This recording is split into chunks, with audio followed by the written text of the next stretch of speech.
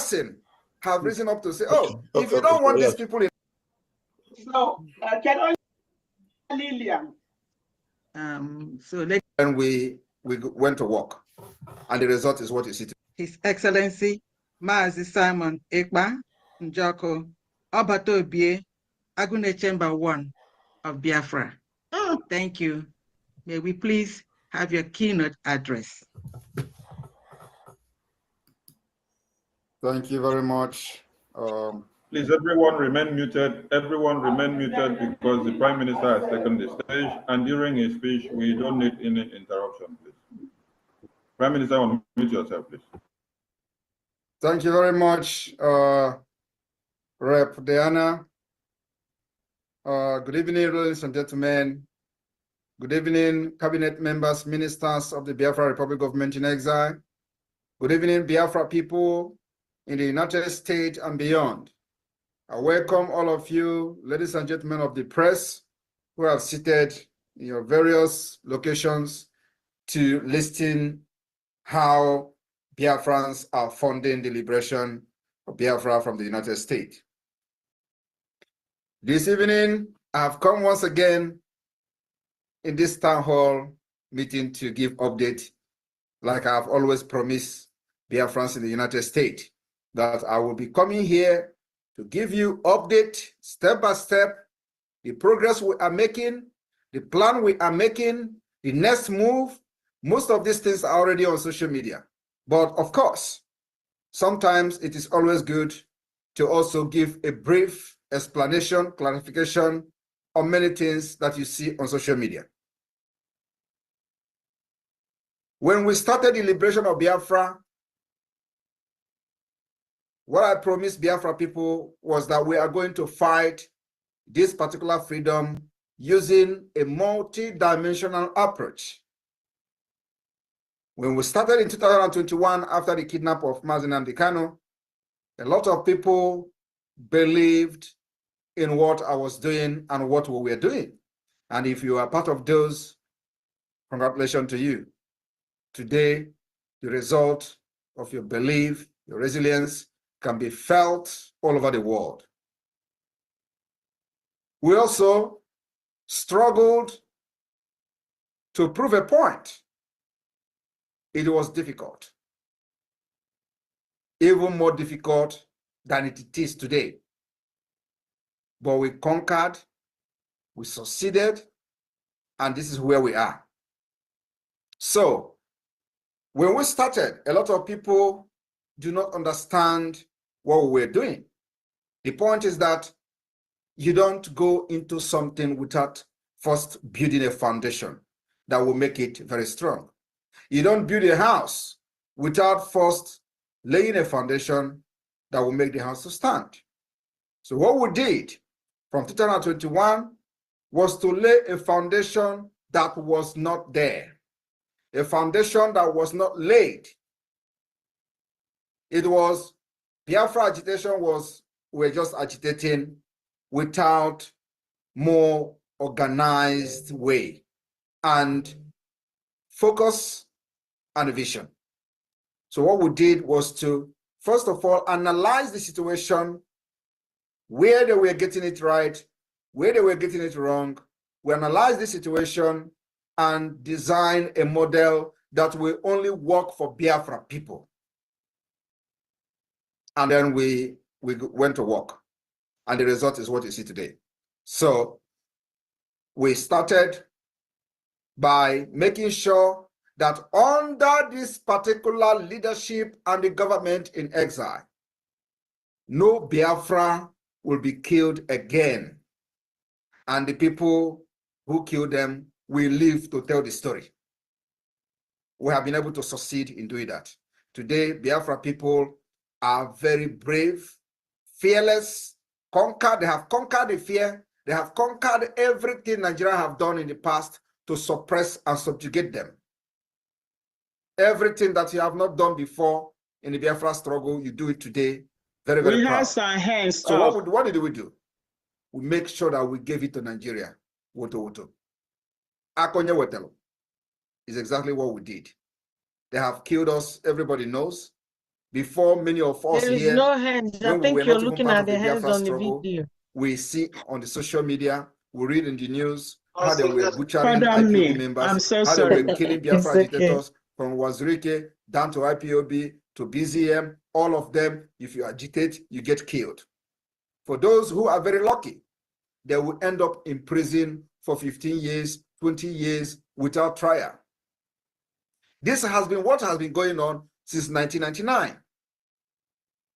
Orji, the one called Orji that they invaded his camp, was in prison for, there are people who were in prison with him for almost 15 years. You know, when he came out, but other people were 15 years in prison. For what? Agitating for Biafra, for saying, I want to be free. And those who find themselves in prison are even lucky, because there are many people that were abducted with them that got killed. So those who find themselves, you know, illegally being detained seems to be lucky. And this has been going on for years. For years. Nobody challenged Nigeria. It becomes a law to kill Biafrans at will. It becomes norms to kill Biafra as well. It becomes a law in Nigeria that when the people rise up to confront the terrorist security or the terrorist army or police, they get killed. The community pay the price. This has become the modus operandi of the terrorists in uniform. There is no rule of engagement. There is no law. There is no human right. There is no respect to life and dignity of our people. Every political leader in Nigeria today will rise up to tell you that, yes, Biafra people are being marginalized. Yo, Biafra people are getting killed. You don't treat them well. Every person have risen up to say, oh, if you don't want these people in Nigeria, let them go. But you know what? Those who are supposed to be saying these things are not saying it. Rather, the people who are not even Biafrans have summoned courage to tell Nigeria terrorist state that you are not treating Biafra people well. But those who you claim are representing you in Abuja, that we have given vote of no confidence, will always tell you how Nigeria is a rule of law, how they have a country that understands rule of law. The same people were in the National Assembly when Nigeria took loan from China and they sidelined the same Biafra people. Not even $1 was allocated to them from the Chinese loan.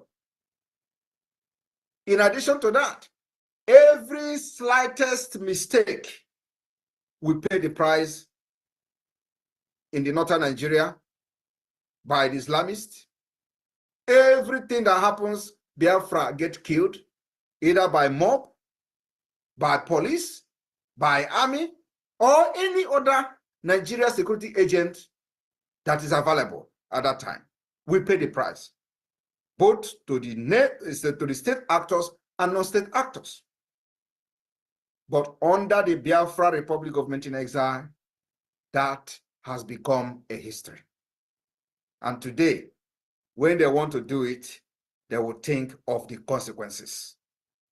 That is the greatest achievement, that today, Biafra people who are reasonable can stand their ground and proudly speak and beat their chest that, yes, Nigeria has confessed that indeed Jesus Christ is Lord. Biafra people, you can never take them for a ride again in Nigeria. And we are just starting, we have not even landed. So, like I promised that every 2 weeks, thereabout, I'll be giving you updates. I promise that we are going to, hire the international consultancy firm that will take up enough from Africa. We have done that. We'll file the application to the African Union. We are also doing a lot of things which will come out in the next few, either this coming week or the upper one, that will break the ground again. I promised you that now, when we started, they say, oh, what are you doing? Do you have lobby firm? Do you have lobbyists? Do you have, what is the diplomatic step you're taking? You cannot take diplomatic step when it is not the right time. You know, a lot of people don't understand how the freedom fighting works, especially in a complex country like Nigeria. What happens is that we have built the foundation, have a more organized government, and we have started the self-defense of Biafra, not only against the terrorist state, but making sure that nobody comes to Biafra land and kill and go free. And today, we are officially in conflict with Nigeria, or I would say, war, because the chief of staff, chief of army staff actually said they are in a asymmetric war. That is what is needed to be able to stand very strong and tall in the eye of the international community. So when you are going out there using diplomatic channel to speak and seek a redress to what has happened to Biafra people, you need to be speaking in a language that will wake up even the dead spirit. And what is that language? Language is that if you come to kill with arms, we are going to retaliate and defend ourselves, and we will first kill you. And that's exactly what is going on today in Nigeria. They are hiding it. We are posting it. We are exposing it, trying to create awareness for the world to know what is going on. So now that we have lobby firm and have lobbyists in Washington, D.C., all they need to do is that there is language we'll be speaking, not this speech I'm making now. No, the world don't listen to this speech. They have killed us enough and nobody reacted. Not even one single person from Nigeria has been held responsible for the genocide against Biafra. Wike killed over 2,000 in Obibo. Today, he is the minister of FCT. Nobody has been arrested to face ICC, and it will never happen. But you know what? We have beginning to speak in a language, and that language is Woto language. When they come to do that atrocity, you face them. And what we have to do is to make sure we have more powerful, sophisticated weapon than them. That is the language the United Nations will listen to in the nearest future. In a few months' time, that language will go very, very loud. And by the time it will be going loud, we already have the lobbyists that will be presenting fact and figures, what is going on, why this is happening, and why it must be addressed. Without that, you will shout for Biafra for 100 years, nobody listen to you. They will you'll be killed, nobody will listen to it. It has happened. So, my people of Biafra, we are on the right track to our freedom. Like I said, we are not going to get our freedom like other people got their freedom, because we are different people, different country, different mentality, and different orientation.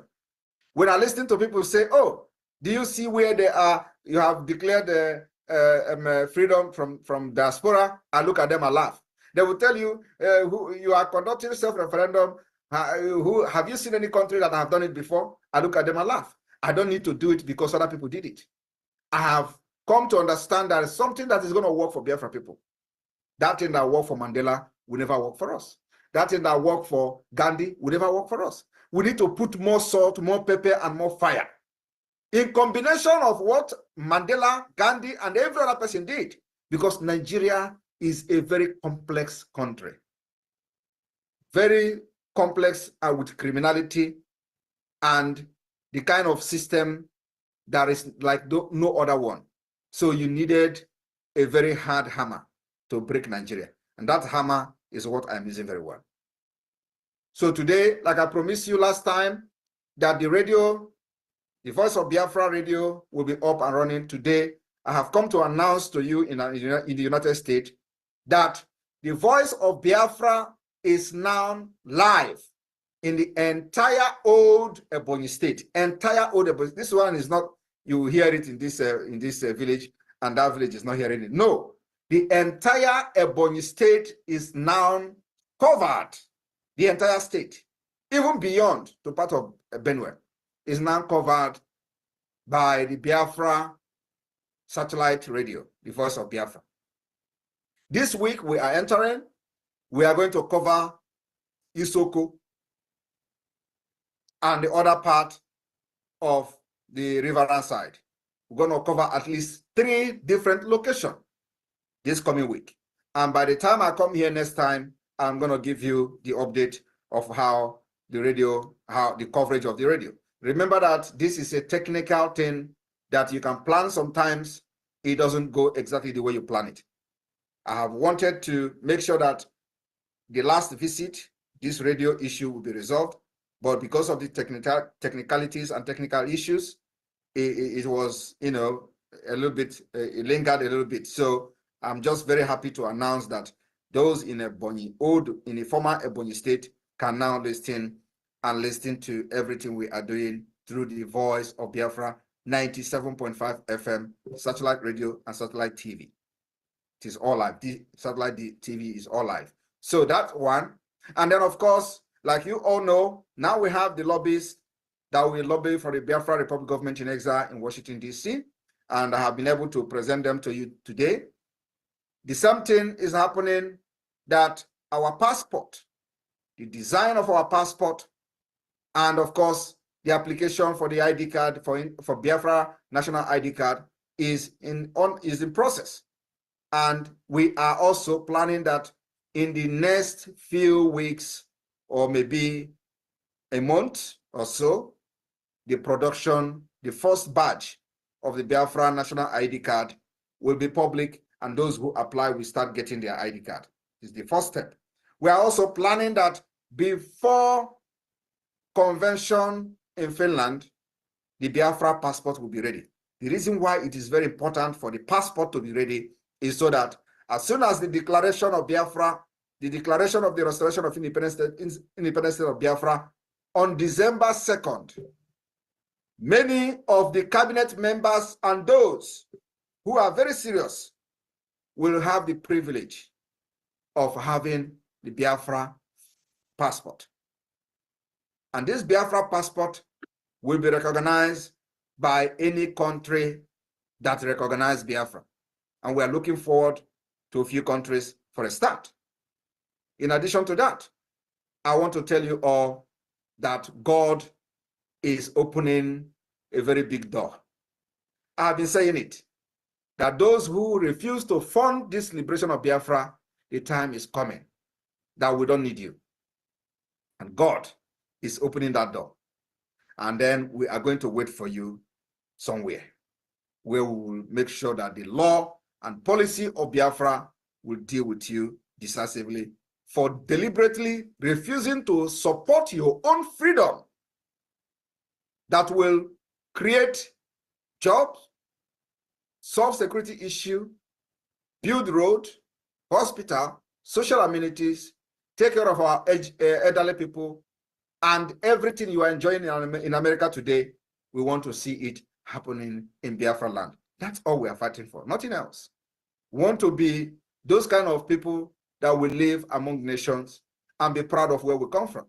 That's why we are fighting, nothing else. We want our children not to be killed, not to be enslaved like what we went through under Nigeria. We don't want our children to go through the same thing. That's why we are fighting. We don't want a country where something will happen and the military and police will go and kill entire village. No. And I'm telling you today that that particular attitude and actions and activity and the criminality of Nigeria state is stopping, because when they come to do it, we are not moved. We have lived with it for many years. It did not start today. It did not start under this government. It has started even before the formation of the Biafra Republic government in exile, the killing of our people. All we do now is to stop them from killing us. And we have succeeded in stopping them. We are going to make sure that those who refuse to leave Biafra territory and are under Nigeria and illegally carrying arms in our land to kill our people, they will all be neutralized. We have given them ultimatum to withdraw. Every checkpoint, every military barrack must leave Biafra land. You know, I've been shouting it. The day it will start happening is not too far. I've shouted for many months now, and they thought we are joking. I want you to understand that there is nothing we do today that is against any law. There is no way any government will unleash its own military to kill their citizens, and you tell me that somebody is going to support that. No, it is only that many people don't know their right. That's why Nigeria have taken advantage of that to kill many people for many years. Thousands of people have been killed. Today, northern Nigeria, they are ravaging the villages. The terrorists are sacking and burning entire villages, and there is no military there because the military is already part of them. All they do now is to send their own legitimacy, or legitimize terrorists in uniform to Biafra land to do the job for them. But I thank Chukwuka Biama that the Biafra Liberation Army, the Defense Force of Biafra, have surprised them. They thought it is by Jesse, or Jesse Naba, or System Naba. Today, I am very, very proud of the Biafra Defense Force. I'm very proud of the Biafra resistance fighters. The way they are neutralizing these terrorists is something that we are going to write in the book. And our children will read about it. How they stood gallantly, defended our land, and neutralized criminals and terrorists who come to kill us. It will continue to go down in the history. So my people in the United States, remember that you are going to fund the liberation of Biafra. It is very, very important. They have acquired about 50 aircraft to fight. It is not to fight the bandits in the north, no, it is to fight us. Because the war is already public. But one thing is that we are not moved by the aircraft. They have got Tokuno. The Tucano aircraft have been deployed several times. Every day they come to Imo State and we repel them. We have been repelling. The Tucano did not deliver. Other fighter jet did not deliver. It is not this one that is going to deliver. We will shoot it down. I am promising you in the United States today that you see this aircraft that they have purchased, by the time they fly it in Biafra soil and on Biafra airspace, in order to bomb our people, believe me, we will shoot it down in next few weeks. Let it happen. That is my promise. Any day, they will be deploying that particular this new helicopter. Let them deploy it. We will make sure that the Biafra Liberation Army and resistance fighters, they are going to down. I have given that particular directive and order. Any day that aircraft fly on our airspace, everything must be done to bring it down. I think there the world will start talking. I welcome all of you. May God bless you. Thank you. There were our honorable PM. We miss you so much, and your words resonate our spirit. Thank you so much. Honorable Bam Bam Bam, over to you. Your hand is up as we are drawing the curtain.